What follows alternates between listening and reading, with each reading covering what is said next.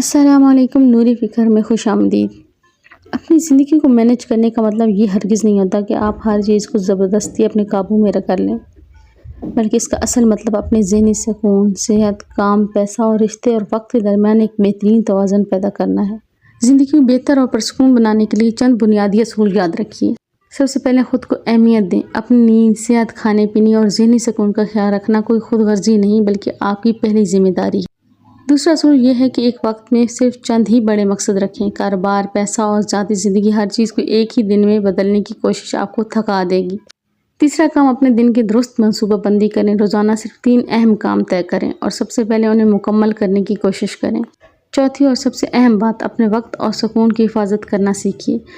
ہر شخص کو جواب دینا، ہر بات کی وضاحتیں پیش کرنا اور ہر مسئلے میں کود پڑنا بالکل ضروری نہیں ہوتا۔ پانچواں، اپنے مالی معاملات کو ہمیشہ ترتیب سے رکھیں۔ آپ کی آمدنی، اخراجات، بچت اور مستقبل کی منصوبہ بندی بالکل واضح ہونی چاہیے۔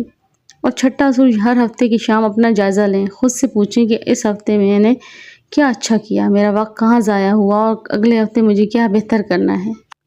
یاد رکھیے، اپنی پوری زندگی کو ایک ہی دن میں ٹھیک کرنے کی کوشش نہ کریں۔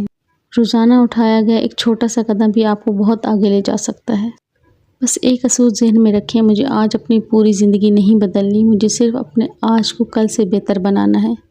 ملتے ہیں نیکسٹ ویڈیو میں۔ اپنا بہت سارا خیال رکھیے گا۔ اللہ حافظ۔